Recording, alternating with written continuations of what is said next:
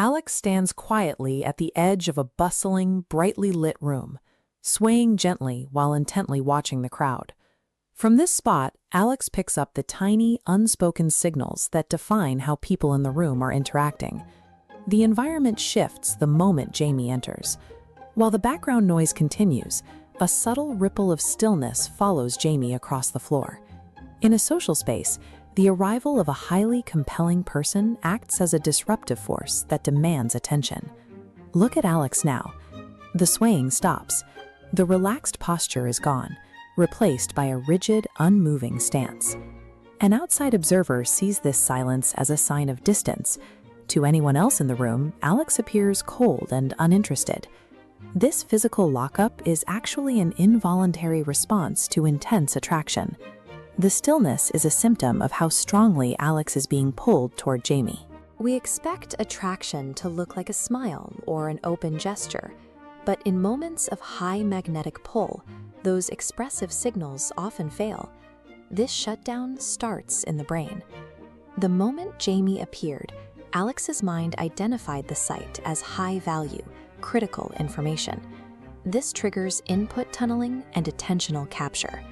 The brain stops processing the rest of the room to focus its resources on this one compelling subject. To protect this focus, the brain quiets the motor system. It stops unnecessary movements to ensure no internal or external distractions break the concentration. This results in the passive involuntary lockup. Alex's body becomes a rigid vessel, prioritizing internal processing over outward expression. The physical freeze is a biological trade-off. The body sacrifices movement to achieve a state of extreme cognitive focus. There is also a social weight to this stillness. Alex is aware of being in a public space, feeling the potential of being watched. This creates a compulsion-inhibition conflict. The primal urge to gaze at Jamie is held back by deeply ingrained social rules against staring or appearing too eager.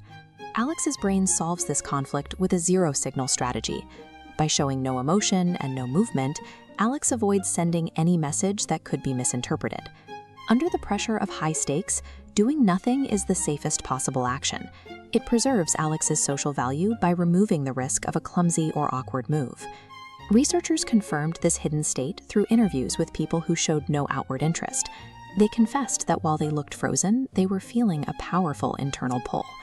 The silent freeze acts as a wall of neutrality, completely masking intense attraction behind a mask of composure.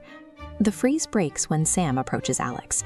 Their casual, friendly conversation introduces a new, low-stakes variable to the scene. This interaction functions as a thaw zone. As Alex engages with Sam, the rigid physical state begins to soften and fluid movement returns. The ease of this talk triggers a surge of confidence. This activation reaffirms Alex's social capability and provides a sense of control. With this validation, the fear of making a mistake with Jamie starts to fade. The internal pressure that caused the lockup begins to subside. Often, the paralysis caused by attraction requires this kind of external, low-stakes confidence to be broken. Alex's posture shifts again. The gaze is no longer just observing. It is focused and purposeful.